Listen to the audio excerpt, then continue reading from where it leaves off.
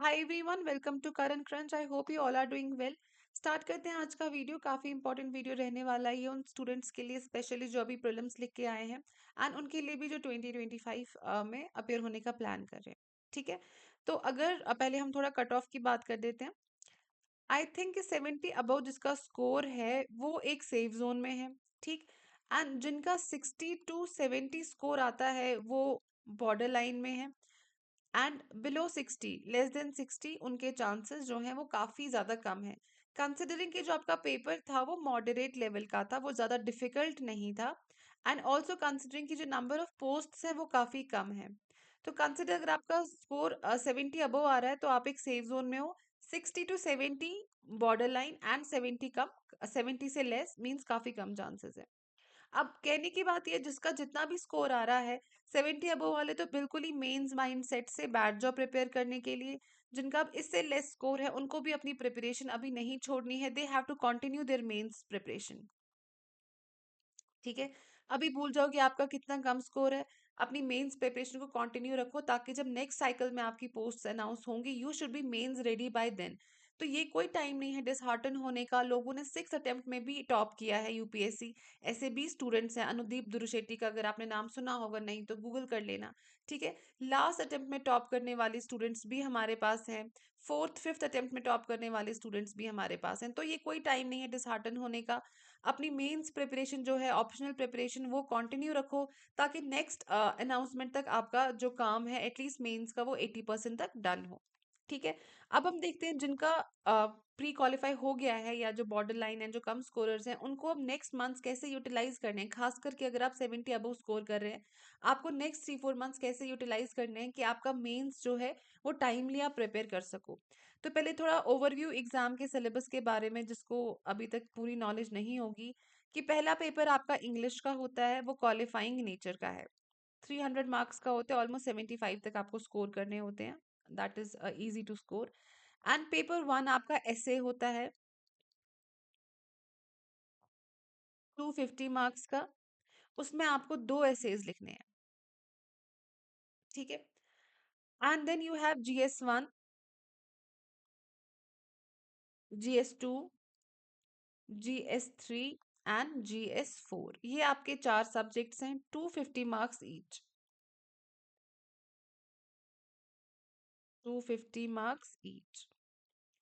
इसके अलावा आपको अपना ऑप्शनल प्रिपेयर करना होगा। Optional paper 1 and paper 2। तो ये सारा आपको कैसे प्रिपेयर करना है ये सारा हम इस वीडियो में डिस्कस करेंगे। फाइन। देखो, मेंस प्रिपेयर करने से पहले आप ये बात एक कूल डाउन और रिलैक्स हो जाओ ये बात सुन के कि जो मेंस है ना, that is fairly easy to prepare then your prelims. Easy क्यों हो जाता है? प्रिपरेशन चलो माइट भी थोड़ा difficult, difficult in the sense कि ज़्यादा सिलेबस आपको कवर करना है, बट इजी इस हिसाब से कि अगर आप टाइमली अपना सारा सिलेबस कंप्लीट कर पाओगे, चांसेस आर देयर कि आप सिलेक्ट हो जाओगे। प्रीलिम्स में क्या होता है, it is highly unpredictable. Prelims में आप अगर देखोगे कभी आपको कुछ भी पूछा जाता है।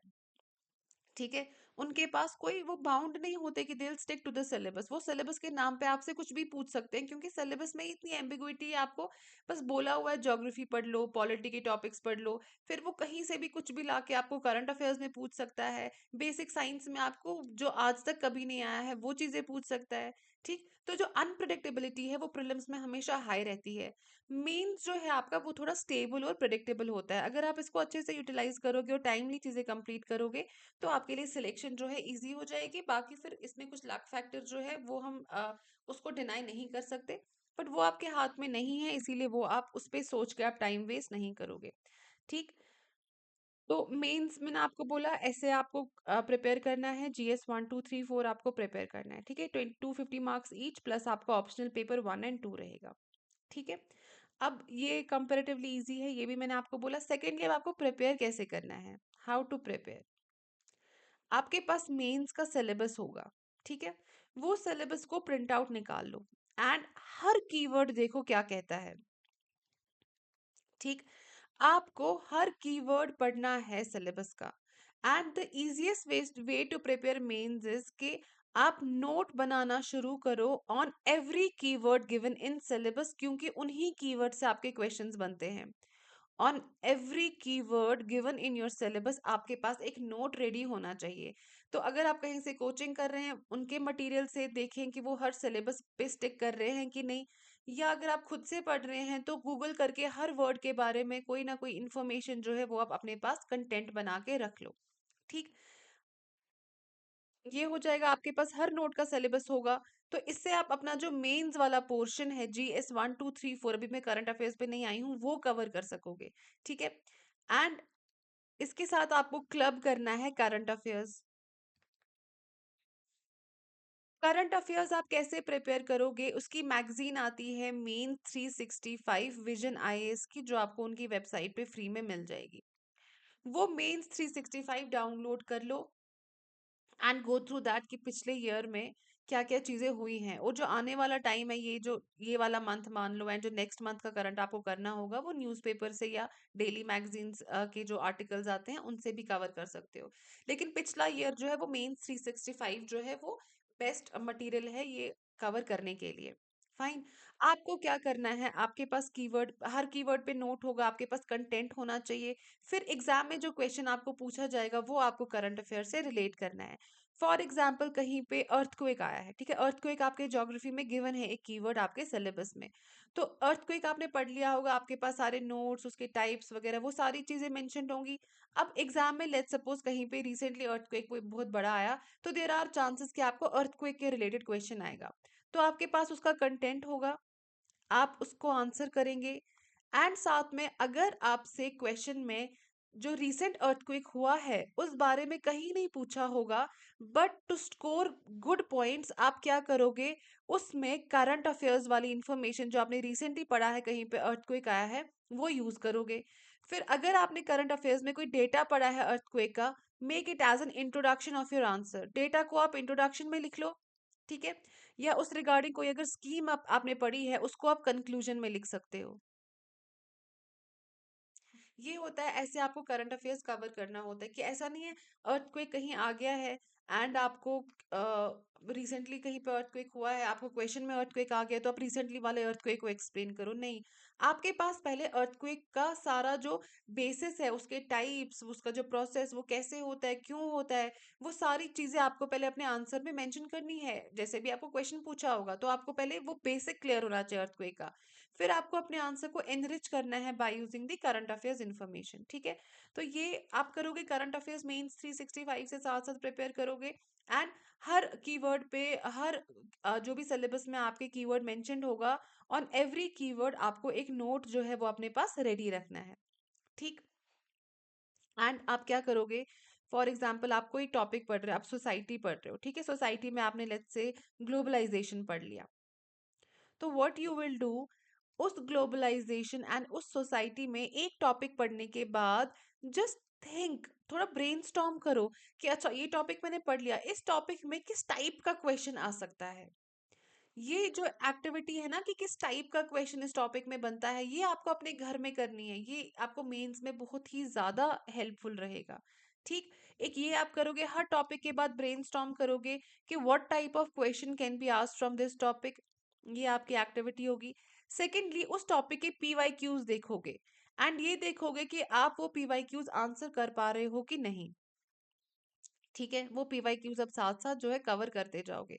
फॉर एग्जाम्पल आपने पॉलिटी पढ़ी है, अब काफी बुकलेट्स आती हैं जो आपको टॉपिक वाइज PYQs देते हैं कि हर टॉपिक में से कौन सा क्वेश्चन आया है प्रीवियस ईयर्स में।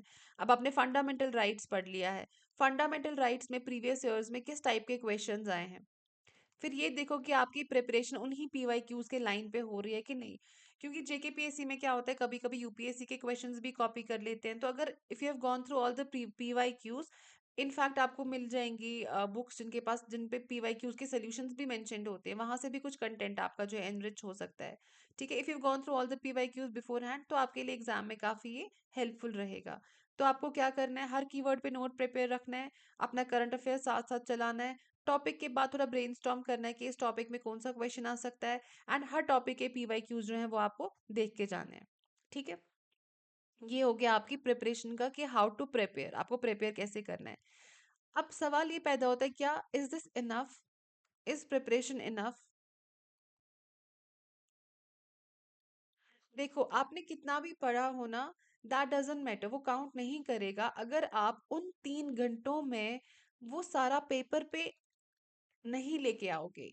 एग्जामिनर को नहीं आप ये एक्सप्रेस कर पाओगे कि आपके पास कितनी नॉलेज है। खाली नॉलेज आपके किसी काम नहीं आएगी unless and until you don't put that knowledge on the paper. And इसका क्या तरीका होता है? Practice, just practice answer writing. आपको आंसर राइटिंग के बगैर मेंस क्वालिफाई करना इज इम्पॉसिबल, चाहे आप में नॉलेज कूट कूट के भरी हो।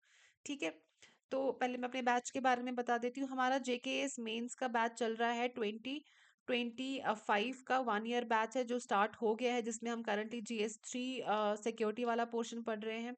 उसमें आपको क्लासेस मिलेंगी, सारे पीडीएफ्स मिलेंगे, स्पेशल आंसर राइटिंग सेशंस होंगे, डाउट सेशंस होंगे, प्लस हमारा यूपीएससी जेकेपीएससी मेंस सोशियोलॉजी के 2 बैच जो है वो लॉन्च हो। एक चल रहा है हमारा आंसर राइटिंग बैच जो स्पेसिफिकली आंसर राइटिंग को लेके है, एंड एक हमारा फुल बैच है जो 3 मार्च से स्टार्ट हो रहा है। ठीक है, जिसमें आपको पूरा सिलेबस कंप्लीट कराया जाएगा एंड आपकी answer writing practice, doubt session solving, one on आपके प्रैक्टिस सेशंस सारे उसमें इंक्लूडेड होंगे। ठीक है, तो अब वापस आते हैं इस बात पे कि आपको करना क्या है। आपको ये देखना है कि जितना आपने पढ़ा है क्या आप वो पेपर पे लिख पाते हो कि नहीं। तो आंसर राइटिंग की आपको प्रैक्टिस जो है, दिस इज वेरी इंपॉर्टेंट। इसके बगैर आप एग्जाम क्वालिफाई नहीं कर सकते हो। फाइन। अब आपको क्वेश्चंस को आंसर कैसे करना है उसके लिए I will get a separate video. हम कुछ क्वेश्चंस भी बीच में डिस्कस करेंगे कि आंसर राइटिंग कैसे अप्रोच करनी होती है। एंड एक चीज आप याद रखोगे, GS1 2 3 एंड आपका जो GS4 है एथिक्स वाला portion, that is highly scoring. वो स्कोरिंग है एंड वो इजी है। लेकिन ये नहीं सोचना कि वो इजी है तो आप लास्ट के दिनों में कर सकते हो। बिना पढ़े एथिक्स पेपर में नहीं जाना, उसमें आपको क्वेश्चंस करने होते हैं, केस स्टडीज सॉल्व करनी होती हैं। ठीक है, तो वो केस स्टडीज की बहुत प्रैक्टिस करना, क्योंकि टाइम की कमी हो जाती है, वो बहुत लेंथी होती है केस स्टडीज, उसका एक प्रॉपर फॉर्मेट होता है उन केस स्टडीज को करने का।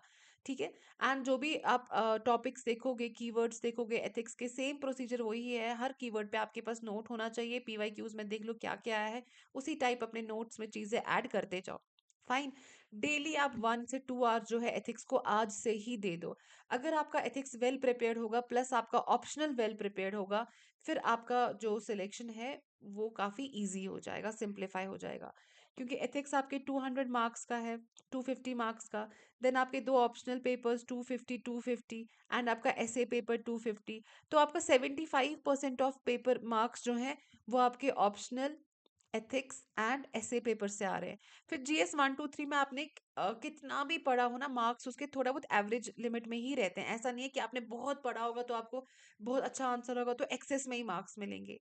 GS1 2 3 में भी इक्वल मेहनत करनी है, लेकिन मैं उन 3 महीनों के लिए बोल रही हूँ कि मेक दिस अ पॉइंट कि आपका एथिक्स, ऑप्शनल एंड ऐसे जो है बहुत ही ज्यादा अच्छे से प्रिपेयर्ड हो। फिर अगर ये आपका बहुत अच्छे से प्रिपेयर्ड होगा, GS1 2 3 में अबव एवरेज प्रिपरेशन जो है अपनी वो आप रख सकते हो। ठीक है, तो आई होप इतना क्लियर हो गया। और मैंने आपको क्या बोला, हर कीवर्ड पे आपके पास नोट होना चाहिए। करंट अफेयर्स के लिए मेंस 365 आप पढ़ोगे। हर टॉपिक पढ़ने के बाद यू विल ब्रेनस्टॉर्म कि इस टॉपिक में किस टाइप का क्वेश्चन आ सकता है, and think on those lines. Her topic का पीवाईक्यू जो है वो आप देखोगे, एंड उसका अगर आपके पास विद सोल्यूशन पीवाईक्यूज एंड थोड़ा बहुत कंटेंट भी, जस्ट गो थ्रू दैट। ठीक है, and make this your key, optional plus ethics plus essay, and mains में और एक चीज, आंसर राइटिंग प्रैक्टिस।